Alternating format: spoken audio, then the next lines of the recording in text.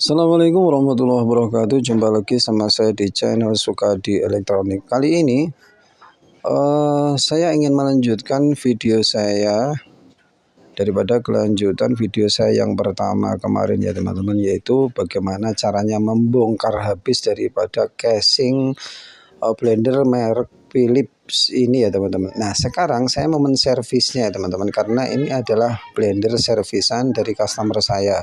Kendalanya adalah tatkala di on kan itu tidak mau berputar ya teman-teman. Oke, kira-kira apanya? Ikutin video saya sampai habis, jangan di skip biar tidak gagal paham. Oke, langsung saja kita cek secara kasat mata ya teman-teman. Kabel-kabelnya masih bagus. Nah, ini juga kita lihat solderan-solderan yang ada di knop-knopnya ini juga masih bagus.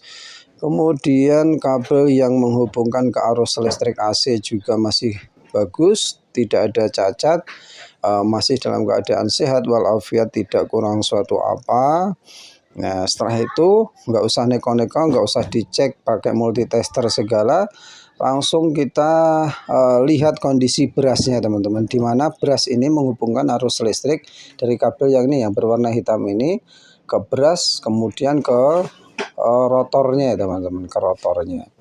Kita cek saja, biasanya seringkali kerusakan pada berasnya, bisa jadi berasnya habis, bisa jadi kabel dari beras itu yang menuju ke atas yang kemudian berhubungan dengan kabel yang berwarna hitam ini, ke pengunciannya itu biasanya putus ya teman-teman. Oke, kita buktikan saja. Kita menggunakan alat bantu dengan obeng. Nah, setelah tercabut ini kabel tuas pengunciannya, kita keluarkan berasnya. Nah, biasanya kalau sulit ini tidak mau keluar gitu, biasanya ini kalau tidak kabelnya putus, yaitu kabel kuningannya putus, atau berasnya habis ya teman-teman, sehingga pernya tidak main, tidak berfungsi. Nah, biasanya seperti itu. Nah, kita congkel. Saya congkel menggunakan lidi ya teman-teman, menggunakan alat bantu lidi. Karena tempatnya ini yang kecil ya teman-teman, jadi susah menggunakan tangan. Nah, ternyata benar ya teman-teman, berasnya habis, cuman kabel yang di dalam per itu masih bagus ya teman-teman. Berasnya habis. Nah, kira-kira pasti kerusakannya di sini ya teman-teman. Sudah bisa dipastikan kerusakannya di sini.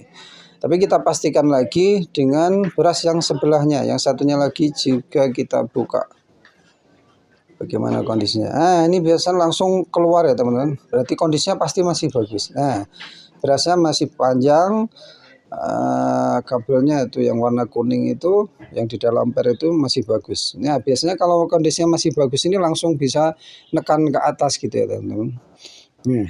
Kemudian bagaimana jalan keluarnya? Ya sudah, langsung kita obatin ya teman-teman. Kita obatin dengan cara yang rusak tadi, berasnya yang habis tadi kita ganti dengan yang baru. Adapun yang masih bagus kita pasangkan lagi aja. Kebetulan ini juga saya sudah siapkan, karena memang untuk antisipasi kalau kita nyervis barang harus kita siapkan dulu. Ini. Nah, tatkala kita memasangkan ini ke casingnya, ke wadahnya ini misalkan tidak masuk, kita amplas teman-teman ya gitu. Sisi kanan, sisi kiri itu kita amplas sedemikian rupa sehingga supaya bisa masuk, tapi jangan sampai terlalu kecil sehingga longgor ya teman-teman, nanti cepat habis. Nah, kebetulan ini ukurannya sama persis sehingga bisa masuk, ya langsung kita pasangkan saja. Nah, menggunakan alat bantu tentunya kita tekan dulu berasnya menggunakan obeng.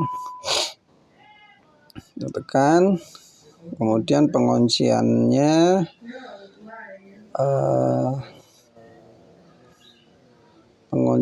yang saya pegang pakai tangan kanan itu langsung kita masukkan saja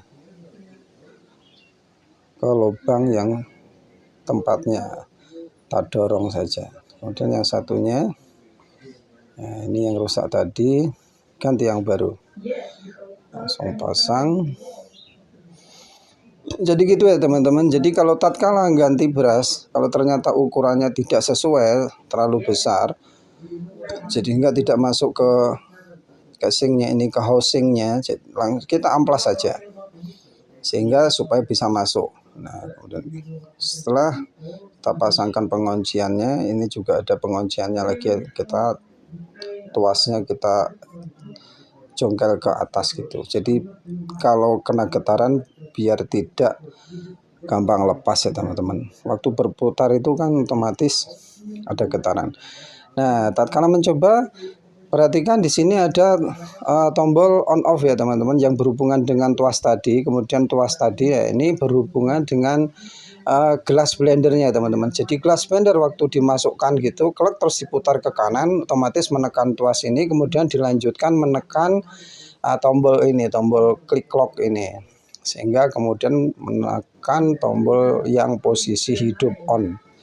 Kemudian dilanjutkan ke ini posisi jalurnya ini, tombol knop-knop yang kecil warna putih ini. Kita coba colokkan kabel AC-nya.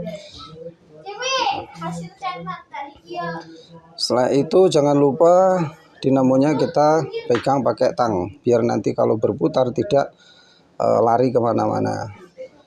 Nah, tatkala kita mau mencoba, tekan salah satu tombol knob yang putih ini, yang banyak ini, tekan salah satu saja. Kemudian langkah yang kedua, tekan tombol on off yang hitam itu tadi ya teman-teman. Nah, ini sudah saya tekan, ini cuman nggak begitu kelihatan teman-teman. Ini udah berputar ini. Nah, ini udah berputar. Nah, untuk supaya kelihatan, saya menggunakan alat bantu ini, giginya yang tadi, gigi yang itu saya pasangkan. Nah, berarti berputar ya teman-teman. Gitu kira-kira teman-teman, gampang sekali, mudah sekali cara menservisnya kalau teman-teman punya blender merek Philips yang rusak. Jadi jangan buru-buru beli atau ganti yang baru ya teman-teman. Oke, terima kasih telah mengikuti menonton video saya sampai habis. Tekan tombol like, subscribe, dan komennya. Assalamualaikum warahmatullahi wabarakatuh.